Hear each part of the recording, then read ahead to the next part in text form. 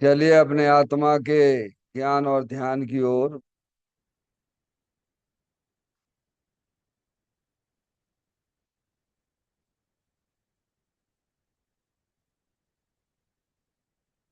अपने चंचल मन को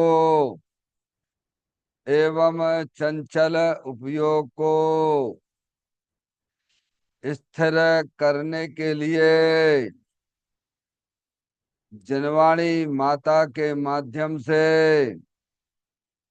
अपनी वर्तमान ज्ञान की पर्याय में सम्यक भेद ज्ञान उत्पन्न करते हुए शरीर शरीर से संबंधित जितने भी चेतन अचेतन पदार्थ हैं उनका मुझ भगवान आत्मा के साथ में किसी भी प्रकार का कोई संबंध नहीं है। इस प्रकार समस्त पर पदार्थों में अपने संबंध की वृत्ति को छोड़ते हुए अंदर में जो अखंड ज्ञान ज्योति स्वरूप भगवान आत्मा है उसमें ही वर्तमान पर्याय का संबंध जोड़ते हुए कि मेरा यह भगवान आत्मा सदा काल शरीर आदि पर पदार्थों से भिन्न एकमात्र अखंड ज्ञान ज्योति स्वरूप है। ऐसा अपने आप को जानो और ऐसा ही अनुभव करो कि वर्तमान में ही मेरा यह भगवान आत्मा शरीर आदि पर पदार्थों से भिन्न एकमात्र अखंड ज्ञान ज्योति स्वरूप है।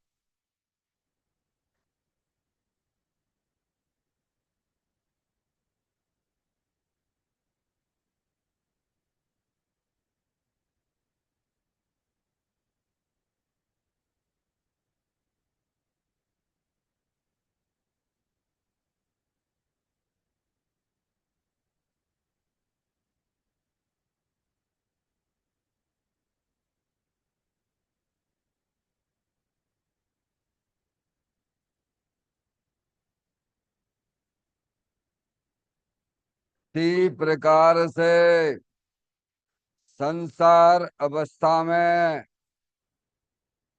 आत्मा की पर्याय में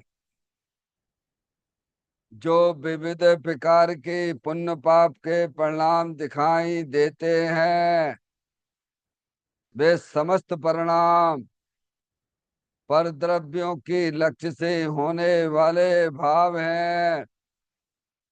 वे हमारे आत्मा का स्वभाव नहीं है।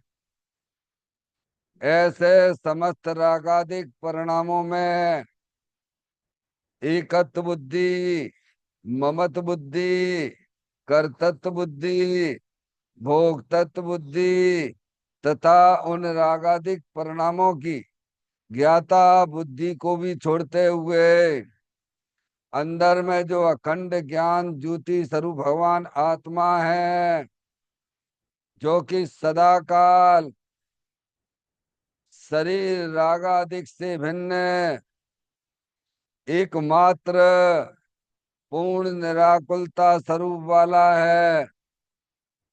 ऐसा अपने आप को जानो और ऐसा ही अनुभव करो कि वर्तमान में ही मेरा यह भगवान आत्मा शरीर रागादिक से भिन्न एकमात्र पूर्ण वितराग आनंद मूर्ति स्वरूप है।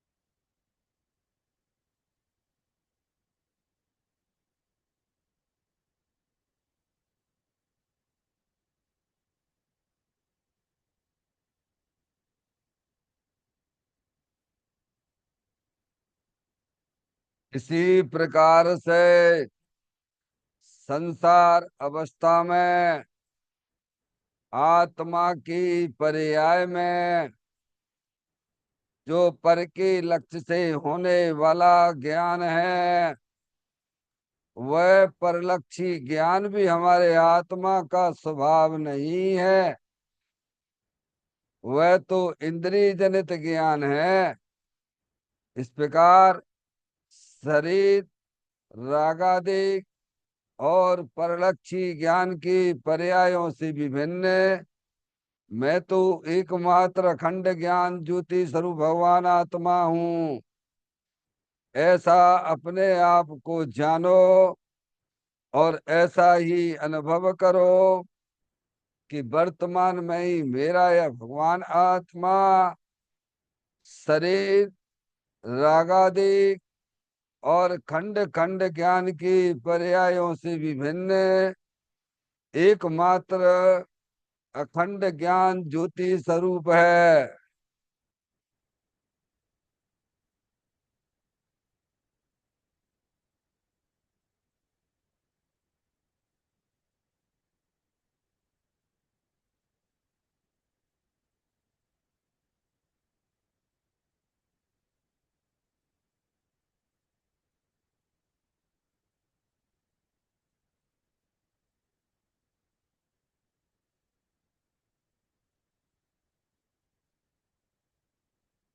द्रव कर्म भाव कर्म नो कर्म रहित शुद्धात्म स्वरूपो हम। मेरा ये भगवान आत्मा सदा काल शरीर आदिक नौ कर्मों से भिन्न है। मेरा ये भगवान आत्मा सदा काल ज्ञानावरण आदि 8 कर्मों से भी भिन्न है। मेरा ये भगवान आत्मा सदा काल मोह आदि भाव कर्मों से भी भिन्न है। इस प्रकार द्रव कर्म भाव कर्म नो कर्म तीनों कर्मों से रहित मैं तो एकमात्र परम पवित्र शुद्धात्म स्वरूप हूँ, ऐसा अपने आप को जानो और ऐसा ही अनुभव करो कि वर्तमान में ही मेरा यह भगवान आत्मा तीनों प्रकार के कर्मों से रहित एकमात्र परम पवित्र शुद्धात्म स्वरूप है।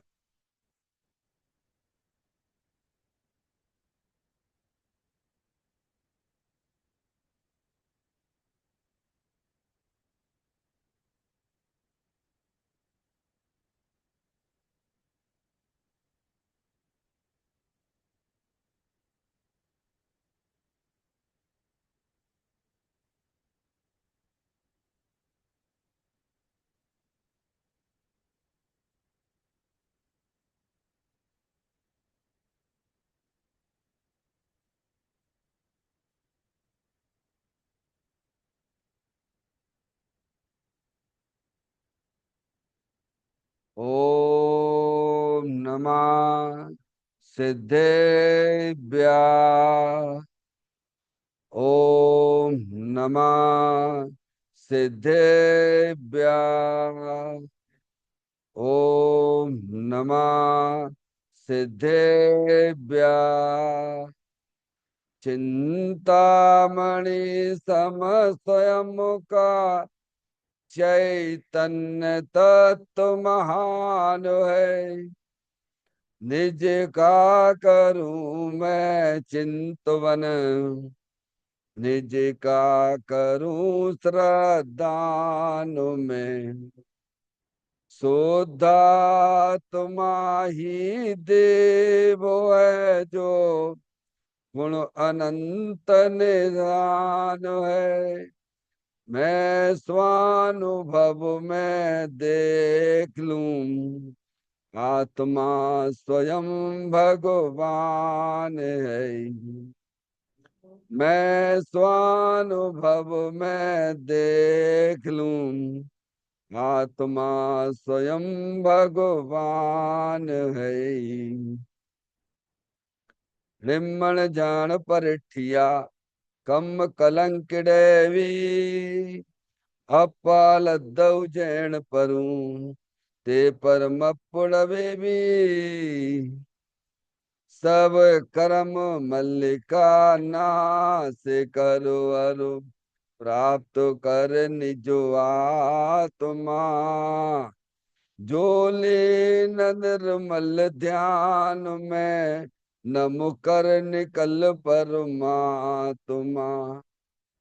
सब नाश कर मात रिहंत पद को पालिया, कर नमन उन जिन देव को यह काव्य पथ अपना लिया।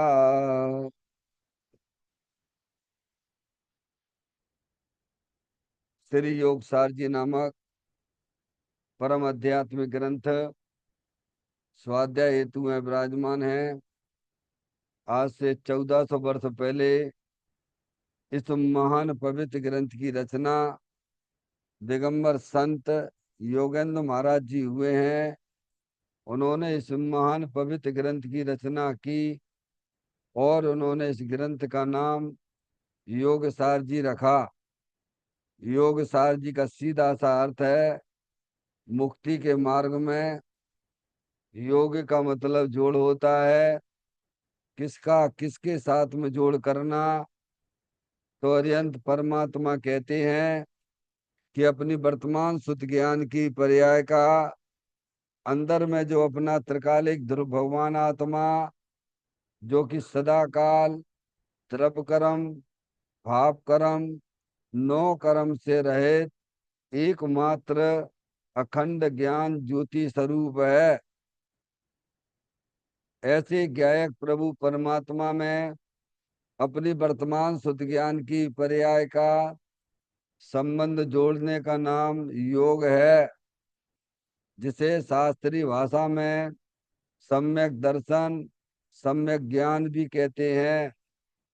और उस चैतन्य भगवान आत्मा में ही अपनी वर्तमान पर्याय को मग्न कराना, लीन करना, स्थिर करना, उसे सार कहते हैं, यानी सम्यक चारित्र कहते हैं। तो योगसार क्या हो गया? सम्यक दर्शन, सम्यक ज्ञान, सम्यक चारित्र वाली निर्मल पर्याय, पवित्र पर्याय, जो अपने आत्मा के आश्रय से प्रकट होती है, इसे यहाँ योग सार कहते हैं। और इसे ही अरिहंत परमात्मा धर्म कहते हैं। देखिएगा, योग सार ग्रंथ के माध्यम से हम और आप यहाँ पर 64वें नंबर की गाथा का स्वाध्याय चल रहा है, जिसमें दिगंबर संत इस गाथा के माध्यम से हमें यह समझाना चाहते हैं कि त्यागी आत्मध्यानी महात्मा ही धन्य है। क्या? कौन धन्य है? त्यागी आत्मध्यानी महात्मा ही धन्य है। मैं 3 शब्द आए हैं।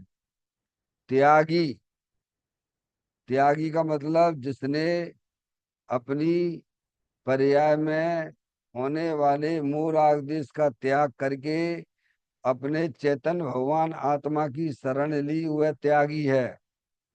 समझ में आप? और आत्मध्यानी, जो अपने उपयोग को अपने चेतन भगवान आत्मा में रमण कराते हैं, वो आत्मध्यानी है। और वे ही वास्तव में महात्मा है। समझ में आया भैया? वे ही धर्मात्मा है और वे ही जीव वास्तव में धन्य है। इस पृथ्वी पर कौन धन्य है?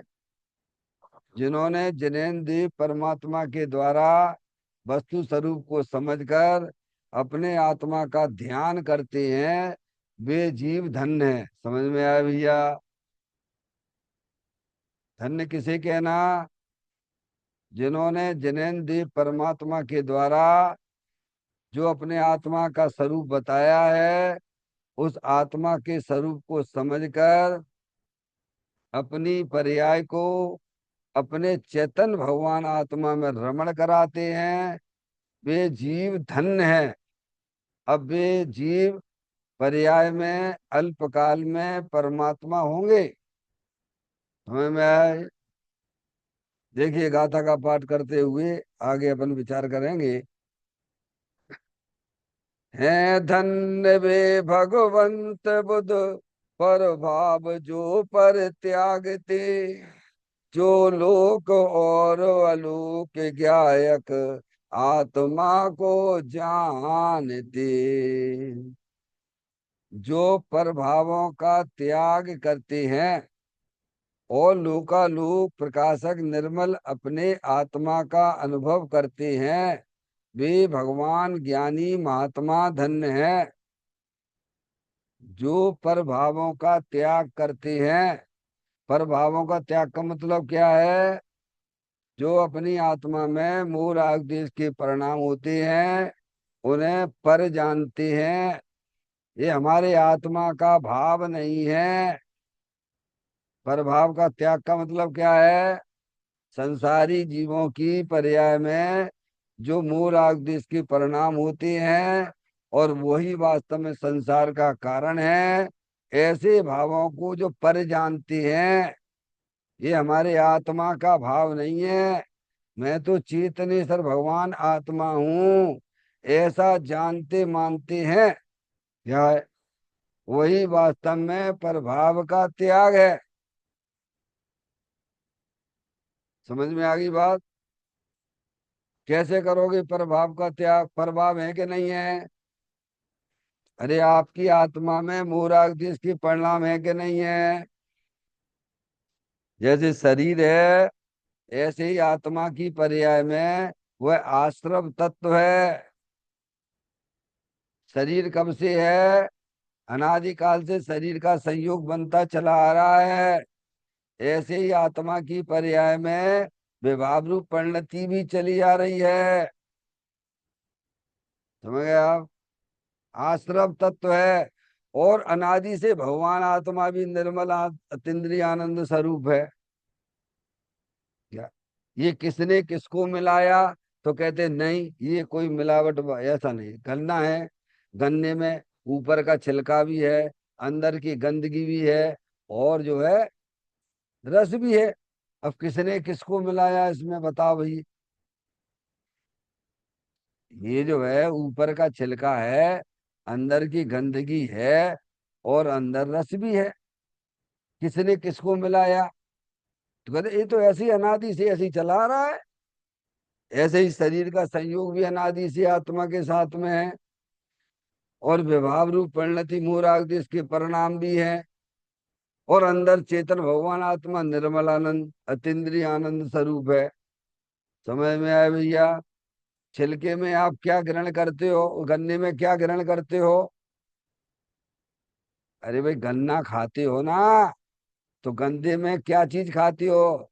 छिलका खाते हो कि उसकी गंदगी खाते हो, कि रस का सेवन करते हो?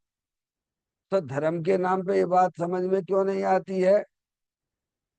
अनादिकाल से शरीर रूपी छिलका भी है, अंदर रागादिक पूर्ण रूप वाली गंदगी भी है, और अंदर चेतने से भगवान आत्मा निर्मल आनंद भी है। समझ में आई? हम्म। तो अब भगवान कहते हैं कि अंदर जो चेतन निर्मलानंद भगवान आत्मा है, उसको तुम ग्रहण करो, उसका तुम सेवन करो। क्या करो? और सेवन करने वाली तुम्हारे पास पर्याय भी है। शुद्ध ज्ञान की पर्याय है कि नहीं है? बोलो भैया। अभी तो शरीर रूपी छिलके का सेवन कर रहे हो। क्या कर रहे हो? मैं लड़का हूं, मैं लड़की हूं, ये क्या कर रहे हो? ऐसे धर्म होगा क्या? धर्म समझते हो? धर्म किसे कहते हैं? धर्म तो रूप होता है। सम्यक दर्शन ज्ञान चारिताणी मोक्ष मार्गा, उसे भगवान धर्म कहते हैं। अपनी वस्तु को अपना पहचान लीजिए, अपनी वस्तु में अपनापन करिए, तो प्रभाव का त्याग हो गया, आप त्यागी हो जाओगे, पंडित हो जाओगे, मोक्ष मार्गी हो जाओगे। अजा में कितने पैसे लगते हैं बोलो भैया? ऐसा अनुभव करने में कितने पैसे लगेंगे? कितना दान करना पड़ेगा? कितना भगवान की पूजा भक्ति करना पड़ती है, तब ये काम होगा। है त्यागी लोग, ज्ञानी लोग ये काम करते हैं। क्या करते हैं? निज को निज पर को पर जान, फिर दुख का नहीं लेस निशान। ऐसे प्रभावों का त्याग होता है। अपनी वस्तु को अपना जानना, और आत्मा की पर्याय में जो विकार वाली टेंशन वाली पर्याय है, परिलक्षी भाव है, वह हमारा स्वभाव नहीं है। वैसे शरीर आत्मा, शरीर और आत्मा जुदी वस्तु है कि नहीं है? है।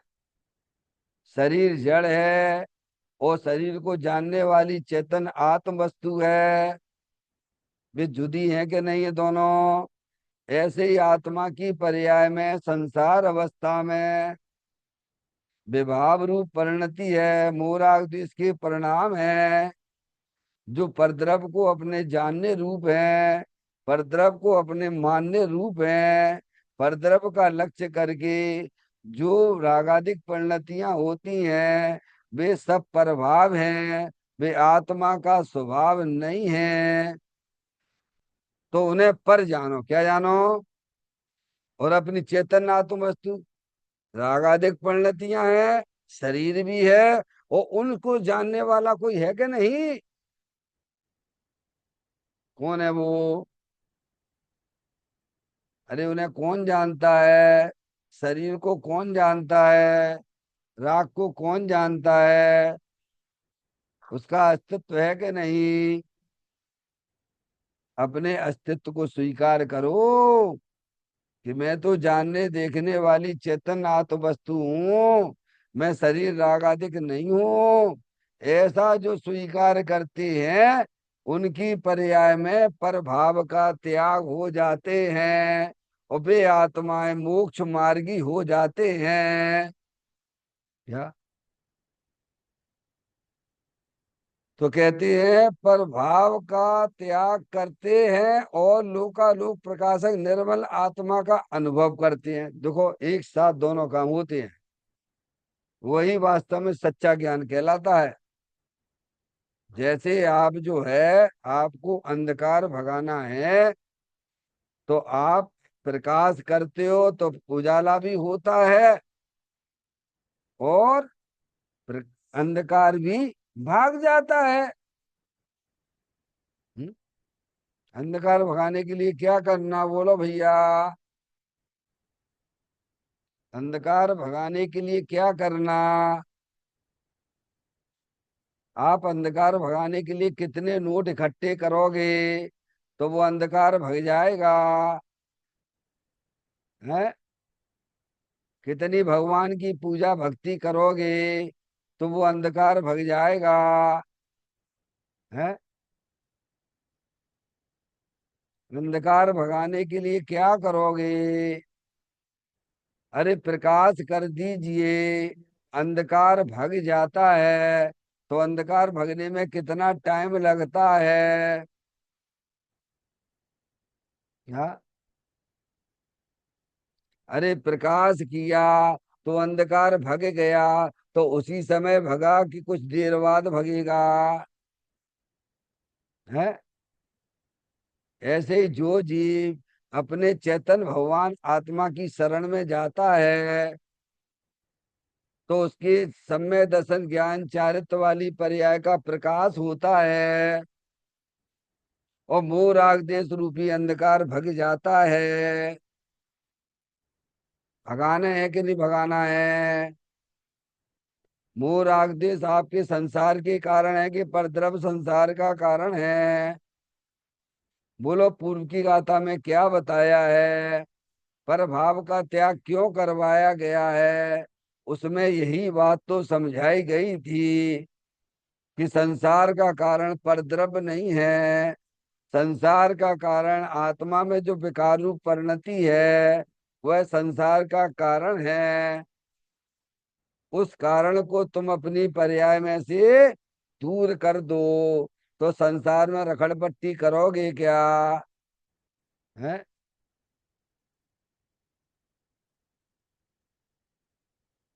समझ में आई? तो कहते हैं पर भाव का त्याग करते हैं और लोकालोक प्रकाशक निर्मल आत्मा का अनुभव करते हैं। अपनी चैतन्य आत्म वस्तु है ना, निर्मल है, परम पवित्र है। कैसी है? परम पवित्र क्यों है? क्योंकि उसमें शरीर की मिलावट नहीं होती है, कर्मों की मिलावट नहीं होती है, राग की मिलावट नहीं होती है, परम पवित्र है। कैसा है?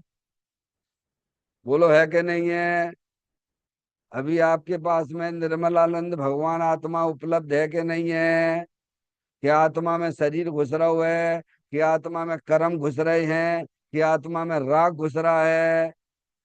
ये सब भिन्न भिन्न चीजें हैं ना। तो कहते हैं निर्मल अपने आत्मा का अनुभव करती हैं। अंदर जो चेतन आत्म वस्तु है वह कैसी है? लोकालोक प्रकाशक है। समझ में आया भैया? ऐसी जानने देखने वाली चेतन आत्म वस्तु है ये। निर्मल है, पवित्र है, जिसमें परद्रव्य पर भाव की मिलावट होती नहीं है। ऐसे आत्मा का अनुभव करते हैं। कैसे? देखो भैया, धर्म करना अत्यंत सरल है, पर सुनो तो धर्म की बातें। हम्म कहते हैं लोकालोक प्रकाशक निर्मल अपने आत्मा का अनुभव करते हैं। अनुभव का मतलब क्या बताया था? 2 दिन से बताया। अनुभव मतलब किसे कहते हैं? अपनी वर्तमान पर्याय में परद्रव्य से शून्यपना कर दो और अपने आत्मा से, अपने भावों से अशून्य हो जाइए।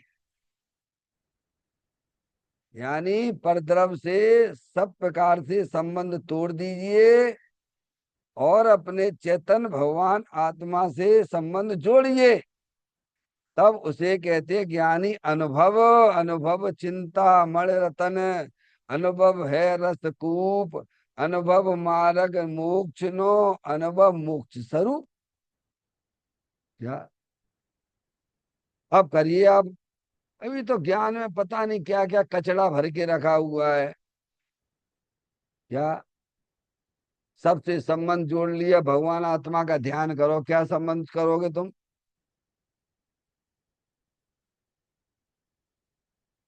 समझ में आती है? सब परद्रव्यों से संबंध तोड़ने से ज्ञानी एकमात्र अपने आत्मा से संबंध जोड़ते हैं। वे ज्ञानी हैं और उसे ही भगवान अनुभव कहते हैं। तब आत्मा का आनंद मिलता है। समझ में आया भैया? तो कहते हैं लोकालोक प्रकाशक निर्मल अपने आत्मा का अनुभव करते हैं। वे भगवान ज्ञानी महात्मा धन्य है। देखो क्या, वे धन्य है। एक काम करो, आपका नया साल चालू हुआ है भगवान, ये काम कब करोगे? दिन, महीने, साल गुजरते जाएंगे। क्या भैया? देख लेंगे। कब देख लोगे? समय तो अपनी रफ्तार से दौड़ ही रहा है भगवान, पर ये काम कब करोगे? हर साल आएगा, नया साल भी आएगा, नया दिन भी आएगा, नया महीना भी आएगा। है? और ऐसे मनुष्य पर्याय का समय निकल जाएगा। हम्म क्यों? कौन सा ऐसा समय आएगा? बस नया साल आ गया, सबको है, सबको बधाइयां देने लग गए। फिर क्या करने लगे? पागल हो गए हो? तुम्हारा नया जन्म जब होगा जब तुम अपनी आत्मा में वीतराग रूप परिणति का जन्म करोगे। समझ में आया भैया? हम्म? जब आत्मा की पर्याय में नया काम तो करो। नरभव मिला है मैं अपूर्व कार्य करूंगा, पाया है जिन शासन भव का अभाव करूंगा। इससे क्या फर्क पड़ता है? अरे भाई, चलो 2025 आ गया भैया, ये तो चलती रहेगी, रेट चलती रहेगी, चलती रहेगी, चलती रहेगी। इस काल में हमारे आत्मा कहाँ आता है? तुम तो महाकाल हो, कालातीत हो। हमें भाई ये नया काम करो, नर भव मिलाए अपूर्व कार्य करूंगा। अपूर्व कार्य किसे कहते हैं? ये शुभ अशुभ भाव ये आत्मा के लिए अपूर्व नहीं है। अपनी आत्मा में बीतराग भाव की उत्पत्ति करना ये अपूर्व कार्य है। और वह अपूर्व कार्य अंदर चेतन भगवान आत्मा की दृष्टि पूर्वक ही होता है। हैं? नहीं तो चले आए क्या कीड़े मकोड़े बन जाओगे भैया, पड़े रहोगे अनंत काल तक वहीं जाके। कितनी वनस्पतियां हैं देखो ना आप, कैसे निकल के आए वहां से, कैसे कैसे निकल के आए हो। सब भूल भाल गए। ये क्या? सब भूल भाल गए। मैं चौड़ा गली सकड़ी क्या हो गया भैया? मनुष्य पर्याय मिली, मैं चौड़ा गली सकड़ी है। क्यों भैया? हम्म? ऐसे बिलबिलाते रहते कीड़े में। देखो, वो अमरूद के अंदर, टमाटर के अंदर है, कैसे कैसी इल्लियां पड़ जाती हैं भगवान, उसमें तुम और हम थे। समझ में आया भैया? अब वहां से कैसे निकल के आए हो बोलो भैया? कोई निकालने वाला है वहां पे? कोई तुम्हारे ऊपर दया करेगा क्या? और दया करेगा तो तुम्हारी दया होगी क्या उससे? है? दुनिया में ऐसा दिख रहा हो दया करने वालों, ये भैया चलो ये जिसको, सब जैनी भी पागल हो गए हैं। अपने बच्चियों की शादी घास पे के ऊपर करने लग गए हैं, गार्डन में करने लगे। जैनियों की ये हालत है? समझ में आया भैया?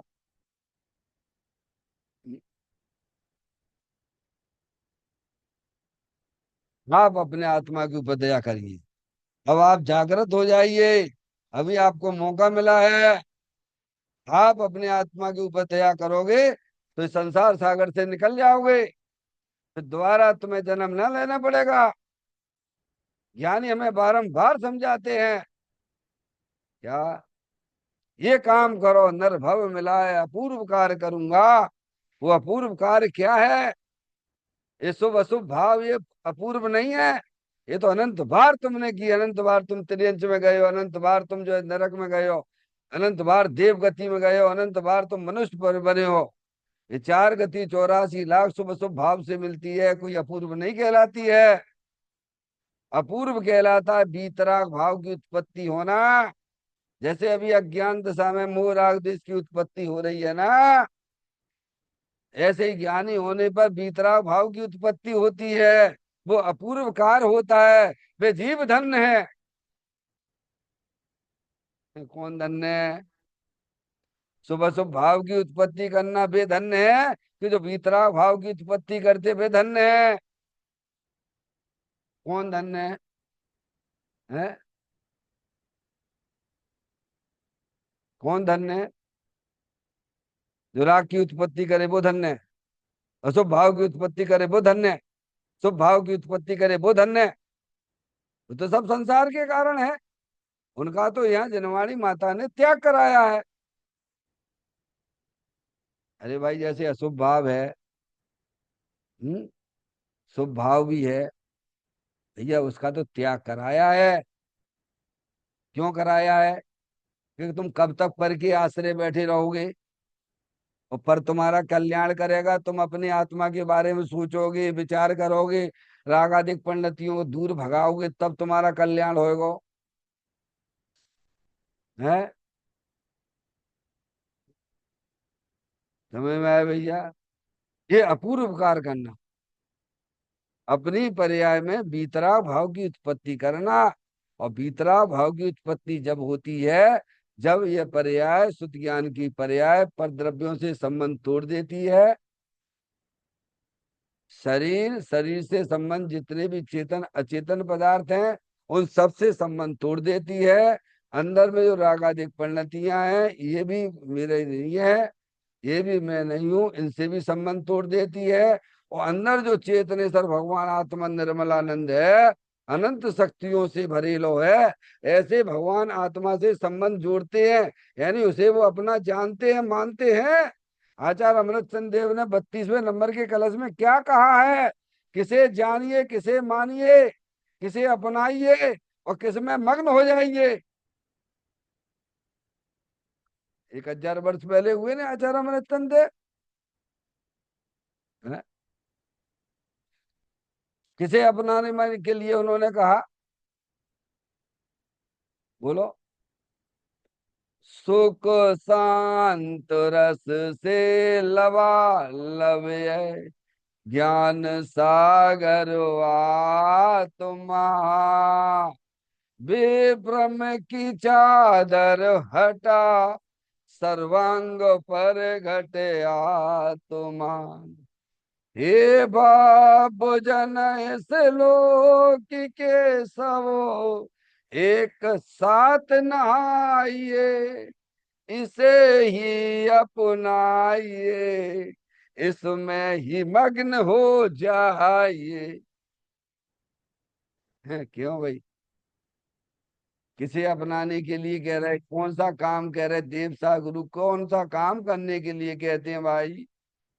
हैं? एक नहीं करोगे उनका काम। वे कहते हैं तुम चेतनेश्वर भगवान आत्मा हो, अनंत शक्तियों से भरेले हो, तुम उसकी दृष्टि करो। आत्म वस्तु अरूपी है। समझ में आए भैया? उसे ज्ञानियों ने जिनवाणी माता के माध्यम से उस वस्तु को समझा है। उन्होंने अपने ज्ञान के नेत्र खोले हैं और हमें भी खोलना पड़ेंगे, नहीं तो ऐसी रगड़ पट्टी करते रहोगे। है ना? तो क्या वे भगवान ज्ञानी महात्मा धन्य है। कौन धन्य है? जिन्होंने अपनी आत्मा में वीतराग भाव की उत्पत्ति करी है, वे जीव धन्य है। देखो देव सात गुरु मिले आपको, वीतरागी भगवान मिले, वीतरागी देव मिले, हैं वीतरागी गुरु मिले, हमें समझा रहे बारंबार। और माँ जनवाणी माता पुकार पुकार कर ये बात कहती है कि करने योग्य कार्य तो ये है भगवान, तुम भी अपना नाम लिखवा लो भैया। हैं? जब ये काम करोगे तो तब नाम लिखा जाएगा। जहाँ उनकी प्रशंसा की गई है, जो अपने चेतन भगवान आत्मा की दृष्टि करते हैं, जो अपने चेतन भगवान आत्मा का आश्रय लेते हैं, उन जीवों को यहाँ उनकी जो है उनको धन्य कहा गया है। किनको कहा गया है? धन्य किसको कहा है? जो अपनी आत्मा की पर्याय में पर भाव का त्याग कर देते हैं। त्याग का मतलब उसे अपना जानते मानते नहीं है, अपने चेतन भगवान आत्मा को ही अपना जानते मानते हैं। निरंतर अपनी परिणति को, अपनी पर्याय को अपने चेतन भगवान आत्मा में मग्न कराते हैं, वे जीव धन्य है। ये धन्य की परिभाषा ये निकल रही इसमें से। जिन्हें लिखा केवल जो है पर द्रव्यों के पीछे घूमते रहते हैं वे धन्य है। अरे अपने आत्मा के पीछे घूमो ना। तुम्हारा आत्मा तुम्हारे से तो अलग है क्या? तो भाई अब उपयोग को कहाँ लगाना? कहाँ घुमाते फिरते हो? पर द्रव्यों में घुमाते फिरते रहते हो, तो उससे तो राग आदि की उत्पत्ति होगी। उससे कौन वितरागता की उत्पत्ति होगी? जैसे संसारी जीवों की तरफ देखने से आत्मा की पर्याय में अशुभ भाव होता है, ऐसे ही वितरागी देवों की तरफ देखने से, उनकी पूजा भक्ति करने से आत्मा की पर्याय में शुभ भाव होगा। पर वो भी राग है, उसमें भी आत्मा की शांति नहीं। पर वीतरागी देव ने जो तत्व बताया है, उसकी दृष्टि करोगे, उसका अवलंबन लोगे तो शांत स्वरूप पर्याय प्रकट होगी, वीतराग भाव की उत्पत्ति होगी। उसे भगवान धर्म कहते हैं।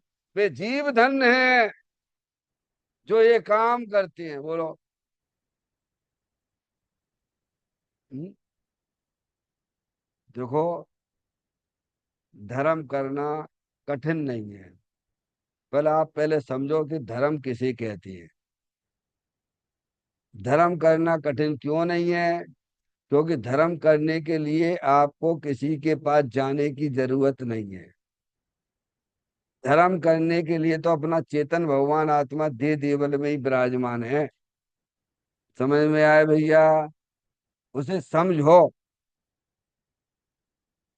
कि अपनी जो चेतन आत्म वस्तु है, अरूपी है, अतीन्द्रिय आनंद स्वरूप है, सुख शांति के भंडार स्वरूप, स्थायी वस्तु है।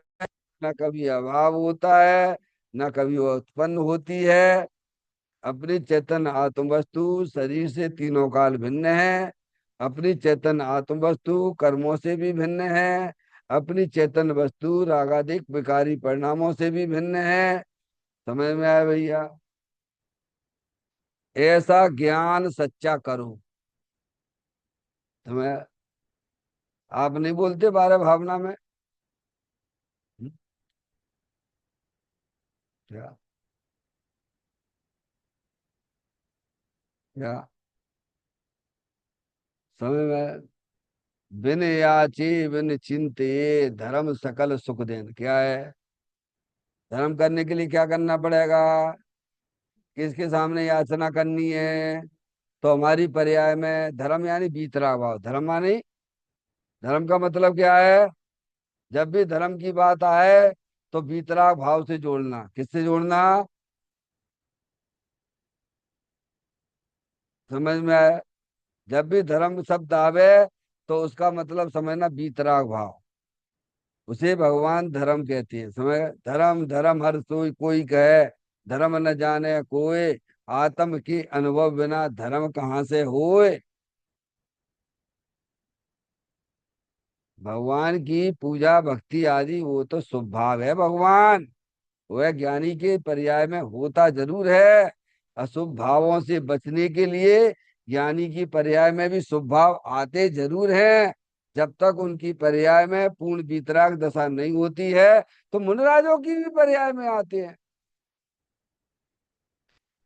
लेकिन वे उसे धर्म नहीं मानते हैं, उससे लाभ भी नहीं मानते हैं। क्या? मेरा लाभ तो मेरे भगवान आत्मा से मिलेगा। समझ में आए? बिन याचे बिन चिंतवे धर्म सकल सुख देन। धर्म करने के लिए किसी के सामने आपको याचना करने की जरूरत नहीं है। और जब तक याचना करोगे तब तक तुम्हारी पर्याय में धर्म नहीं होगा। धर्म करने के लिए चिंतवन की भी जरूरत नहीं पड़ती है। धर्म करने के लिए तो अपना चेतन भगवान आत्मा चाहिए, उसकी दृष्टि चाहिए, उसका आश्रय चाहिए। तो दृष्टि करने वाली, आश्रय करने वाली, वह पर्याय तुम्हारे पास में है। और जिसका आश्रय करवाया जा रहा है, जिसकी दृष्टि करवाई जा रही है, ऐसा चेतन भगवान आत्मा भी है। अब देर किस बात की है? किसके इंतजार में बैठना? तो बेजीव धन्य है जो ये काम करते हैं। क्या? शुभराग करते हैं वे धन्य नहीं है क्या? यह धन्य किसको कहा गया है? जो अपनी आत्मा की पर्याय में वीतराग भाव की उत्पत्ति करते हैं, जो अपनी पर्याय में मोह राग देश का त्याग करते हैं, वे जीव धन्य हैं। उनके गीत गाएगा ये इस गाथा में। हम्म,